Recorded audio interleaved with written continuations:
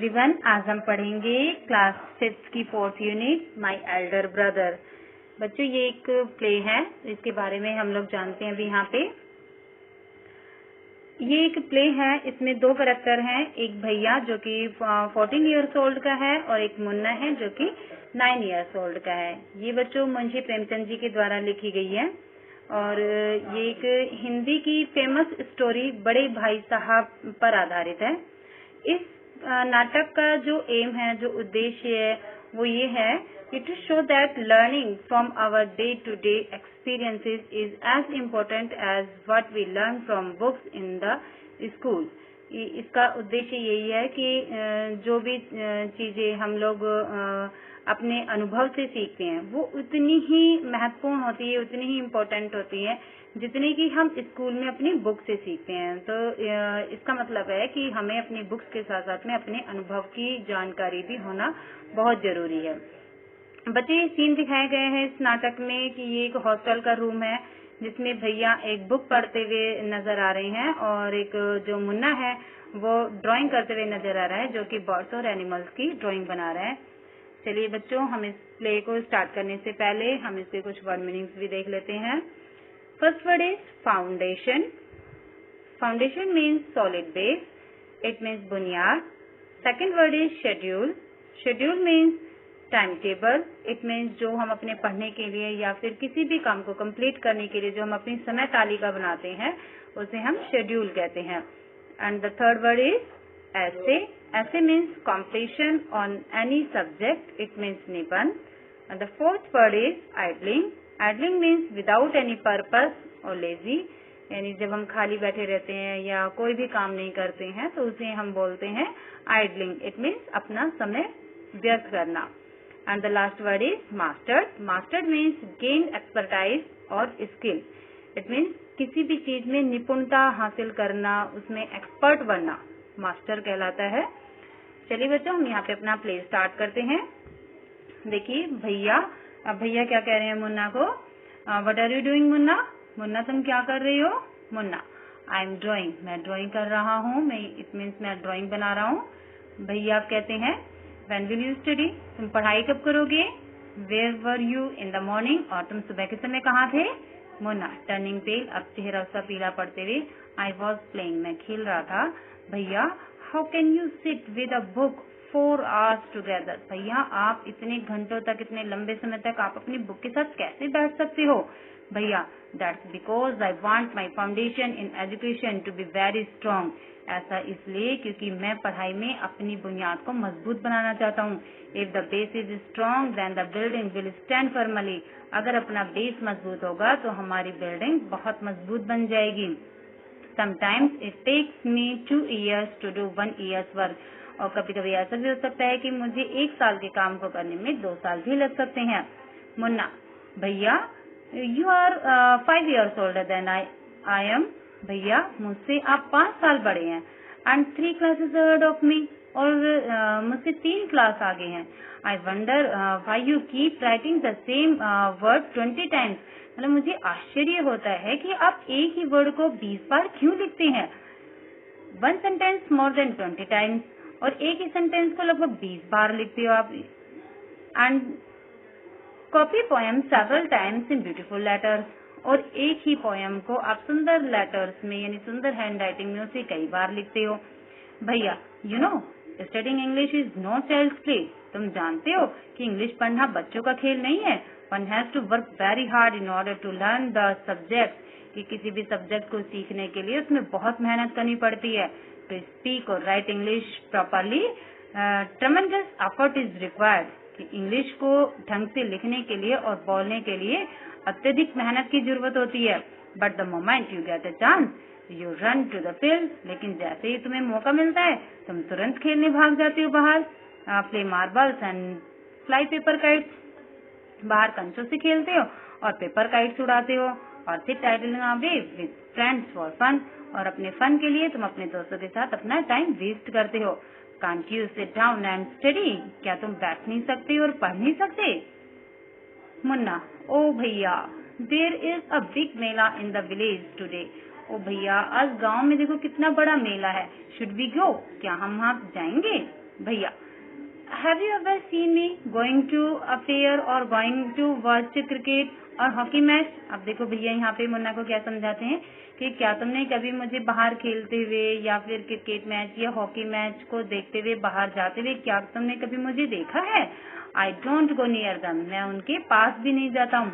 I prefer to study a book, मैं उनके place पर अपनी बुक पढ़ना ज्यादा पसंद करता हूँ। I don't mind repeating a class for more than 2 years,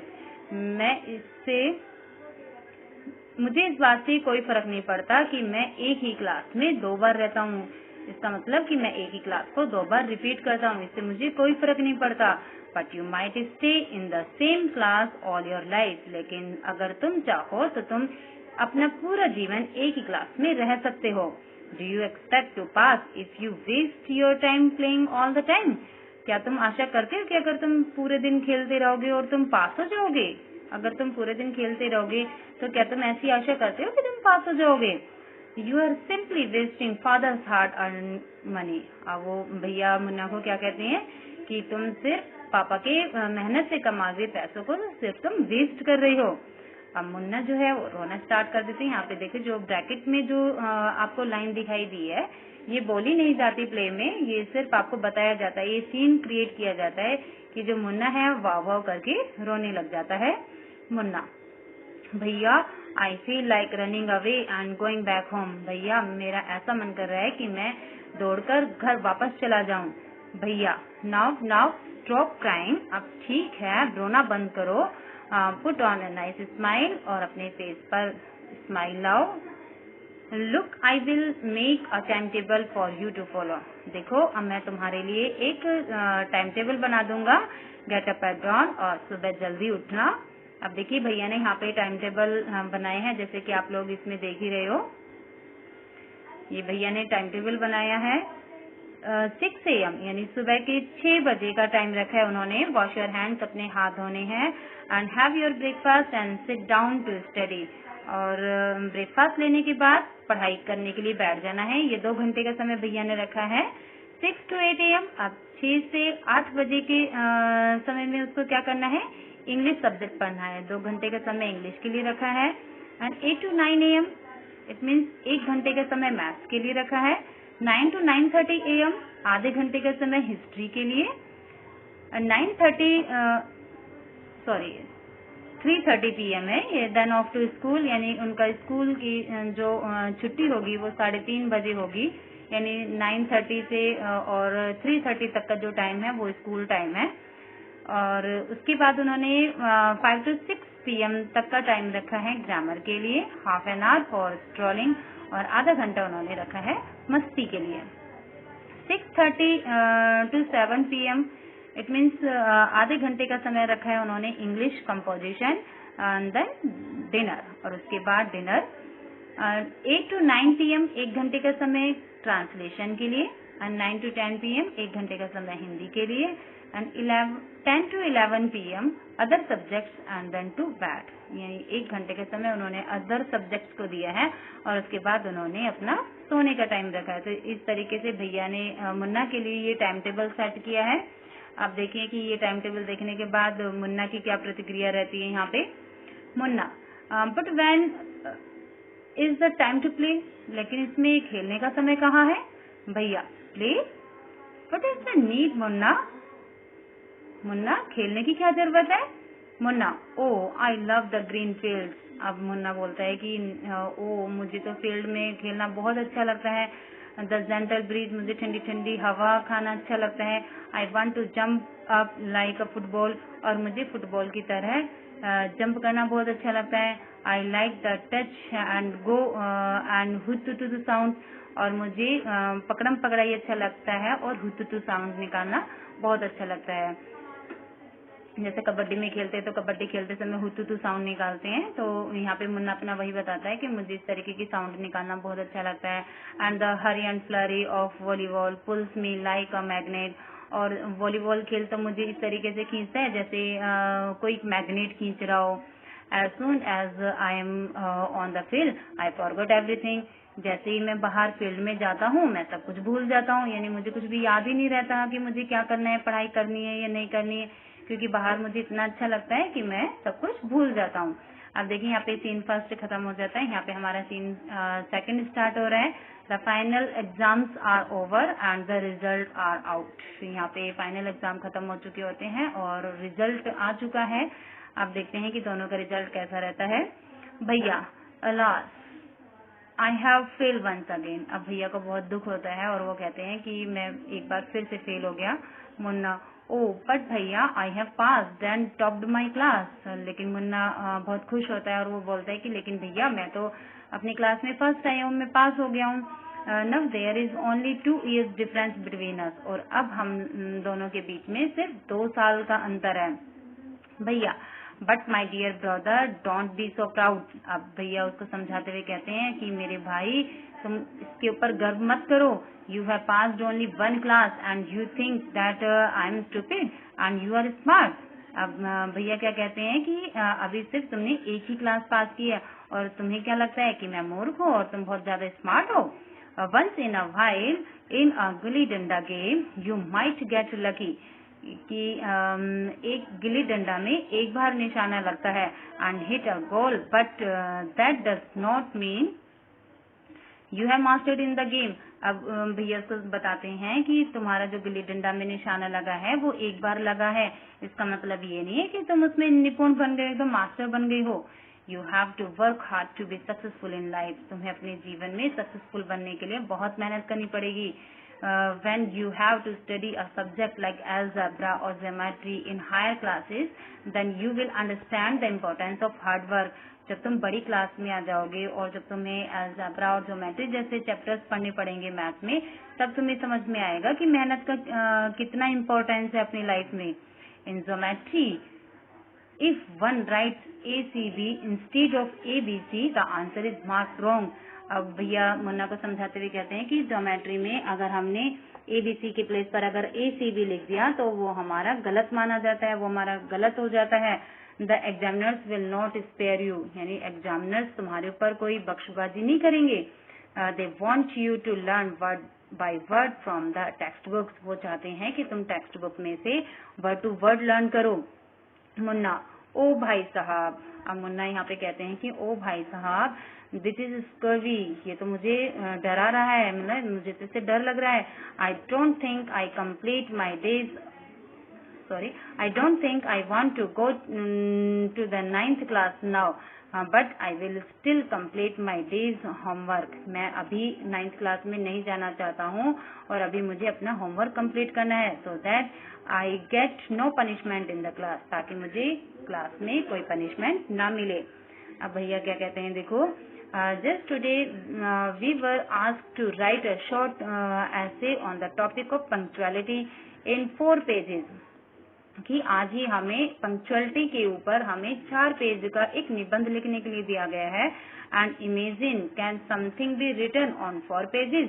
और इमेजिन करो कि क्या 4 पेज में कोई कुछ लिख सकता है एंड स्टिल बी शॉर्ट, और तब भी वो छोटा ही रहेगा। It is so mixed up, ये सब चीज का मिक्स्ड अप है।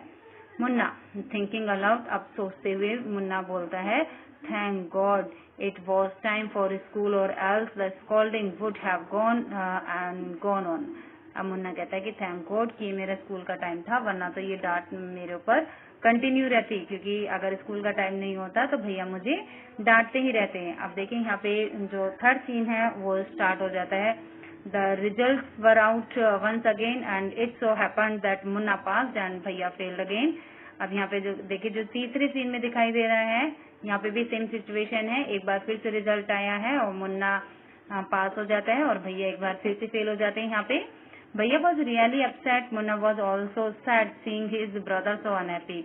भैया यहाँ पे थोड़ा अपसेट है और मुन्ना भी यहाँ पे अपसेट है, क्योंकि उसके जो भैया हैं वो अनहैप्पी हैं, दुखी हैं। भैया now becomes gentler with Munna. अब यहाँ पे देखो सिचुएशन थोड़ी सी उल्टी हो जाती है।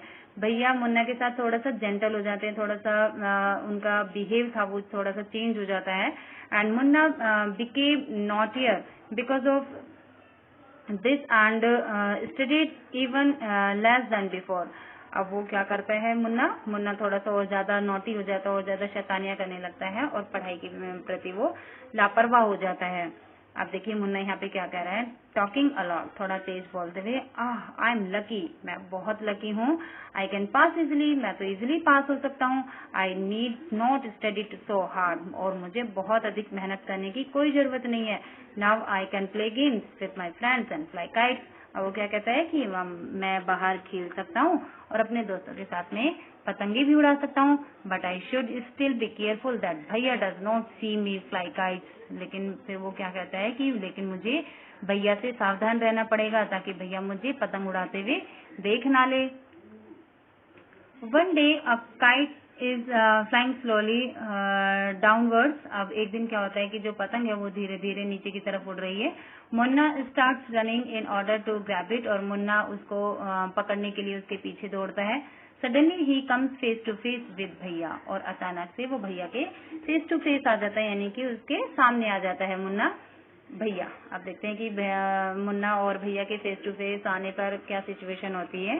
भैया क्या कहते हैं मुन्ना से, catching hold of Munna's hand. अब जो भैया है मुन्ना का हाथ पकड़ते हुए, aren't you asked to be playing kites all day long, क्या तुम्हें शर्म नहीं आती कि तुम पूरे दिन पतंग उड़ाते हो? Don't you realise that now you are in the 8th class, और तुम्हें जरा सा भी एहसास है कि अब इस समय तुम 8th क्लास में हो, and are not studying in a lower class, और अब तुम छोटी क्लास में नहीं पढ़ रहे हो। If you think that I am just one class ahead of you and I can say anything, you are wrong. अब वो मुन्ना से भैया कहते हैं कि अगर तुम ये सोच रहे हो कि मैं तुमसे सिर्फ एक क्लास आगे हूँ और मैं तुमसे कुछ कह नहीं सकता, तो ये बिल्कुल गलत है। इट मीन्स मैं तुम्हें डांट सकता हूँ, मैं तुम्हें बोल सकता हूँ, I am 5 years older than you are, और मैं तुमसे पूरे 5 साल बड़ा हूँ, एंड विल ऑलवेज बी, और मैं हमेशा तुमसे 5 साल ही बड़ा रहूंगा। Understanding doesn't come only from reading books, कि जो समझ है, जो अनुभव है, वो सिर्फ बुक पढ़ने से ही नहीं आती है। लुक एट माँ एंड बाबा, माँ और बाबा को देखो। माँ has never gone to school and बाबा has only passed 5th class. माँ कभी स्कूल नहीं गई और बाबा ने सिर्फ 5th क्लास ही पास की है। मुन्ना, रियली भैया, इज दैट ट्रू? अब मुन्ना कहते हैं कि सच में भैया, क्या ये सच है? भैया, yes, there are 1000 things that they know more than you और मी। अब भैया उसको समझाते हुए कहते हैं कि ऐसी हजारों चीजें हैं जो तुम नहीं जानते और मैं भी नहीं जानता हूँ, लेकिन हमारे माँ और बाबा जानते हैं। And even if we have studied the wisdom of the whole world, माँ एंड बाबा will always have the right to explain to us and correct us. लेकिन माँ और बाबा जो हैं वो एबल हैं हमें समझाने के लिए, या फिर हमें सही राह दिखाने के लिए, वो हमारे लिए एबल हैं। चाहे हम संसार की पूरी जानकारी क्यों ना ले लें, लेकिन फिर भी माँ और बाबा हमें हमेशा सही राह दिखा सकते हैं। Now what would you do if I were to fall sick today? अच्छा, तुम क्या करोगे अगर मैं आज बीमार पड़ जाता हूँ तो? अब भैया मुन्ना से पूछते हैं कि अगर मैं आज बीमार पड़ जाता हूँ तो तुम क्या करोगे, बताओ। मुन्ना, आई डोंट नो, मुझे नहीं पता भैया। आई वुड टेल बाबा and he would rush to the hostel.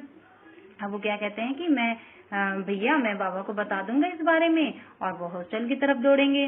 भैया, I had expected this answer, हाँ मुझे इसी आंसर की आशा थी। नाउ बाबा वुड नॉट गेट अपसेट, यानी अब इस समय बाबा अपसेट नहीं होंगे। He would first try to find out what was wrong and then he would call a doctor.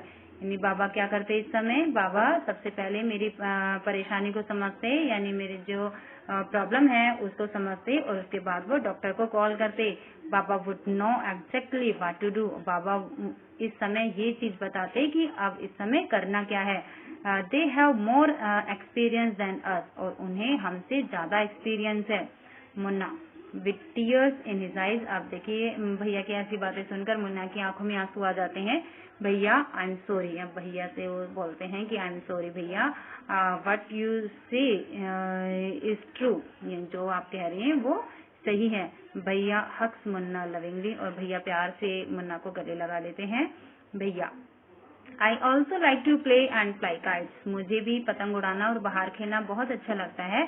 But if I also play then how can I watch out for you? अगर मान लो मैं भी बाहर खेलने लग जाऊंगा तो तुम्हारा ध्यान कौन रखेगा? मैं तुम्हारा ध्यान कैसे रख पाऊंगा? यू आर माई रेस्पॉन्सिबिलिटी, तुम मेरी रेस्पॉन्सिबिलिटी हो, तुम मेरी जिम्मेदारी हो। मुन्ना, आई लव यू भैया। अब मुन्ना बोलता है आई लव यू भैया, यानी लास्ट में मुन्ना को समझ में आ जाता है कि वाकई हमें बुक्स नॉलेज की ही जरूरत नहीं होती, उसके साथ साथ में हमें अपने अनुभव की भी जरूरत होती है। और वो अनुभव हम किसी से भी सीख सकते हैं, जैसे खेलते हुए, अपने माँ बाबा से, या फिर हम अपने रिश्तेदारों मित्रों से भी हम अपने इस अनुभव को सीख सकते हैं। तो यहाँ पे हमारा चैप्टर कंप्लीट हुआ। Thank you, have a nice day.